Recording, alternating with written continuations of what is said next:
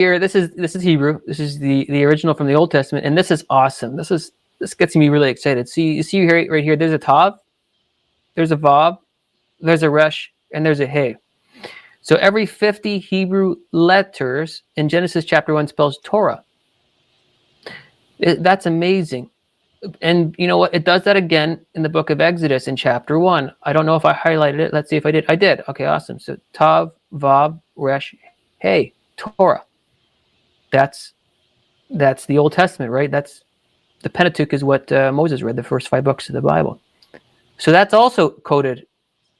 And then if you go to, I'm going to skip over Leviticus. If you go to Numbers, chapter 1, it spells Torah backwards. Tav, Vav, Resh, Hey. I have a point to all this. This is going to be associated with the Feast of Weeks. Deuteronomy, chapter 1, does the same thing. It's over here, though. Tav, Vav, Resh, Hey. It's spelled backwards, pointing to Leviticus. That's a 49-letter skip. And in Leviticus, it points to Yod, Hey, Vav, Hey, every 8 letters. So the first 5 books of the Bible point to Yod, Hey, Vav, Hey. But going back, that's amazing by itself. But going back to this, what you have here is you have, if you take this backwards, Torah backwards is behold. Hey means behold, or the. Behold Ruth. Ruth is spelled with a Resh, Vav, and a Tav. And so the thing about Ruth is Ruth is known as a Gentile bride. She's a Moabite. And she's grafted in because of the Redeemer, Jesus. And we are a Gentile bride waiting for our Redeemer to come. But Torah is the foundation. That's like step 1. But God wrote the end from the beginning. And so he's coded Torah backwards to say, behold, Ruth, a Gentile bride. There's 4 chapters, and it's incredible, the story of Ruth. And that code, that Torah code, and that Ruth pattern is all over the place in the Old Testament. I've got it highlighted all over my hard copy. And so people understand what you're saying. We call this, well, it's a little different, the Bible code, but to me, this is God, and he's the beginning and the end. And he hath declared the beginning or the end from the beginning. And here, this is what's so interesting. You're more into the Hebrew and Greek and all that. I'm more into the English. And so God wrote it originally in Hebrew, and he hid all this. And I believe he preserved it over here in English. So we're both looking at the same thing from either side, and we're seeing God did both of them. And so for those that you're talking fast, I hope they're understanding. In the Old Testament, in Hebrew, when you go to tell me what book? It's Genesis, Exodus. Is it Leviticus? That if you count every 50th letter, it is a pattern that repeats through it that spells out Torah. Now, how did man do that when they wrote that? The Bible tells us that the Bible is God dictating to man what to write. Actually, it's the Holy Spirit inside of a man, and sometimes a man speaks it and someone writes it down, or sometimes he just writes it down. God wrote the Bible, and we see when you start counting the letters, you couldn't have done that in those days without a computer. No, it's ridiculous. It is. So, and you tell us again so that they can get it, because I want them to make sure they get it. I don't see how people say, I can't believe the Bible. It's one of them points toward and one of them towards back of the 5 books. Genesis, Exodus, Leviticus, Numbers, Deuteronomy. We call that the Torah. And explain it like we talked on the phone. So I want people to get that, because you count every 50th letter and it points to the law. You count every 49th letter and it goes backwards and it points to the middle book, which is Leviticus. Am I saying it right? Tell us. I want to make sure people get that. Yeah, I don't know if I got an available chart here. Here's a pretty good chart I drew.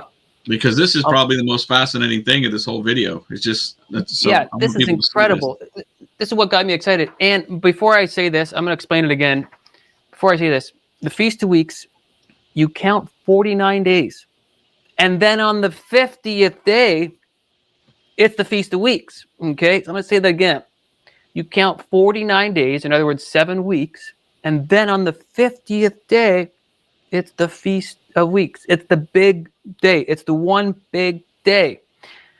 Well, Ruth is associated with the Feast of Weeks. They read the book of Ruth on the Feast of Weeks. So they're counting 49 days, and then on the 50th day, It's the Feast of Weeks.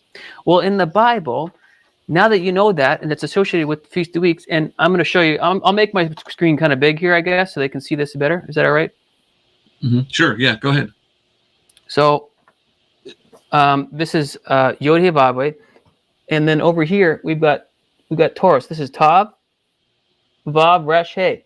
But this backwards is Behold, Ruth. Behold, Ruth. Behold, Ruth. Behold, Ruth. 49 letter skip. Feast of Weeks, you count 49 days, and on the 50th day, it's the Feast of Weeks. So the Bible code is telling us something really beautiful. First of all, it's pointing to Yod-Heh-Vav-Heh. Behold the hand, behold the nail. That's what the Bible is pointing to. I mean, come on. Come on. That's incredible. But not only that, it's doing it in a pattern that's pointing to Feast of Weeks. Now, if that weren't enough, 50 steps, 50 steps, 50 steps, 49 steps, you multiply all those numbers together, and what do you get? What do you get? You get 49 million. That's another number that is associated with the Feast of Weeks, 49. And then you think about Daniel 9, 490 years. Look at the number there, right? So I like my math. I like my patterns. But essentially what's going on here is in Genesis chapter 1, it's got this pattern of every 50 steps it spells Torah. In Exodus chapter 1, every 50 steps it spells Torah. In Numbers chapter 1, it spells Torah backwards and points to Yod-Heh-Vav-Heh. And in Deuteronomy, it just so happens to space it out every 49 letters, pointing back to Yod-Heh-Vav-Heh. And that's just scratching the surface. And another super cool Hebrew thing is, see if I can show you. I might have to take the camera off just to show you. While you're looking that up, everybody, do you understand that? I just want to make sure everybody in the comments, if you do, say, yeah, I understand. If you don't, ask, because I want y'all to understand this. And it's God. That's the only way to explain it, that God wrote this book with a hidden code that if you count every 50th letter, or in some cases every 49th letter, it spells something out. That's beyond man's ability to do something. I don't even know if AI is that smart. So how do you not believe the Bible? God wrote a cohesive story, cohesive themes, cohesive structures, and did this. Okay, this is not a guy. Some guy just didn't have a wild drink one day, and all of a sudden he's writing all this. Here, right. I wanted to show you. Make it bigger. You can take me out. Okay, hopefully this will focus okay. So this is the first 7 words of the Bible. Is it gonna let's see if this is gonna work. There we go. That's pretty good. So Bereshit, that's the same word Jesus rose in the Feast of First Fruits. Take out that bet, and that's the feast. Bereshit. He created bara, God, and then there's an Aleph Tav. Well, so the fourth word of the Bible doesn't even Aleph Tav is all over the Old Testament. Aleph Tav. Aleph is the ox, it represents an ox, and Tav represents the cross. So Aleph Tav. The sacrifice was on the cross. First word 1,000. Second word 2,000. Third word 3,000. 4,000th year. Guess what? The ox came and died on the cross for you in the 4,000th year.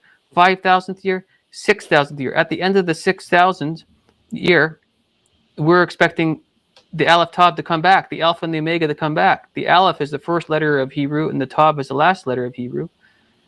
And you know when he says, I'm the Alpha and the Omega in Revelation? Well, if he said that in Hebrew, he would have said, I am the Aleph and the Tav. This is a Vav. This is a connector. So he's connecting heaven and earth when he comes back. And this is the 6th word in the first verse of the Bible. So he died it in the 4,000th year, and he's coming back at the 6,000th year. And we are right around here in the white ink of the paper, really, really, really close to this moment. Isn't that something cool? See, and that's amazing, because Hebrew is the language of the Jews. And here we are in the last days where most of the Gentiles on earth speak English. And so God is giving the Jews all this truth, and they could have had it. They're just blind to it. And then he gives us our Bible to see it. But it's almost like you're witnessing to Jews right now, not just to us. And I wonder if the 2 witnesses aren't going to be like, hey, let me show you this in the Bible, saying some of the exact same things so that the Jews believe. It's just incredible. I'll show you one more cool thing, and then I'll I'll just calm down a bit here. So the value of the first verse of the Bible is 2,701, and so Genesis 1:1. If you add up all the Hebrew, it's 2,701. Well, the distance between June 8th, 2025, and the Shemini Atzeret, the last day of Tabernacles, is 2,701 days. I think that's pretty cool. Now, again, like Robert Baker had said, we're not setting dates. We're just making observations. But I think that's really cool how the day counts really line up really perfectly, and you get it nicely wrapped up in a bow. So there's a handful of reasons why I think it's Feast of Weeks, although I got many reasons more. But at the end of the day, I think considering any feast day is a good thing. Oops, am I blurry again? Mm-hmm. Let's see if it'll come back. It'll probably, okay, there you go. Considering any feast days, I think is a good thing, and looking at it in a logical way, I think is a really good thing. So there. Amen. So that's just fascinating. It's the last trump when the rapture comes, which trump is the sound that a trumpet makes. But why didn't it say the last trumpet? The fact that it says the last trump, and here we have elected a guy named Trump that is only possible to be his last 4 years. Is it a stretch to say the rapture has got to come in the next 4 years, especially when we see 2026 has to? I really believe that Jesus is coming soon, and I just don't see how it could be past the next couple of years. It's just all coming together. And people say, well, that's silly. You're trying to make Donald Trump in the Bible. King Cyrus was mentioned 100 years, 200 years before, somewhere in there, before he came in the Old Testament. And the same thing with Alexander the Great. Although his name wasn't there, he was the he-goat. And here all these Greeks are going around and they got a goat on their shield. And so whenever Alexander the Great, the story is, when he showed up in Jerusalem, he's conquering all these places. He's expecting to have to fight. All the priests started coming out with the doors open. Said, hey, you're the he-goat. We read about you here in Daniel. Yeah, come on in. So if we have that pattern in the Old Testament of them knowing what's going to happen when it happens, you're telling me it's just a coincidence that it says Trump? And then this guy's, I think maybe God, like people say, has a sense of humor. Maybe God is like, you can't miss it, can you? So I find that fascinating. And Trump is a type, or Cyrus is a type of Trump. Even the Jews see that. Some of the things Cyrus did to help Israel, Trump has done to help. And they've minted coins with Trump and Cyrus side by side. So we're just looking at all this stuff, and it's blowing our minds. Absolutely, yeah. I'll read that verse that Robert was mentioning. Isaiah 44, verse 28 says, who says of Cyrus, he is my shepherd, and he shall perform all my pleasure, saying to Jerusalem, you shall be built, and to the temple, your foundation shall be laid. So Isaiah was written, like Robert Baker said, I think around 150 years before he showed up, and it carries on here in chapter 45. Thus says the Lord to his anointed, to Cyrus, whose right hand I have held, to subdue nations before him, and loose the armor of kings, to open before him the double doors, so that the gates will not be shut. I will go before you and make the crooked places straight. So, actually, I should have read the verse before it. Isaiah 44, verse 27. Who says to the deep, be dry, and I will dry up your rivers. So not only was the prophecy it was Cyrus that was going to do it, but how he was going to do it, they dried up the rivers so that he was able to enter Babylon through the dried up rivers underneath the gates. Mm-hmm. So God declares everything from the beginning. And this is, now you go over to Isaiah 46, verse 10. For I am God, and there is none like me, declaring the end from the beginning. So I strongly believe that this rapture is written down somewhere in the Bible. It's just for us to try and dig it out. And here's the thing, too.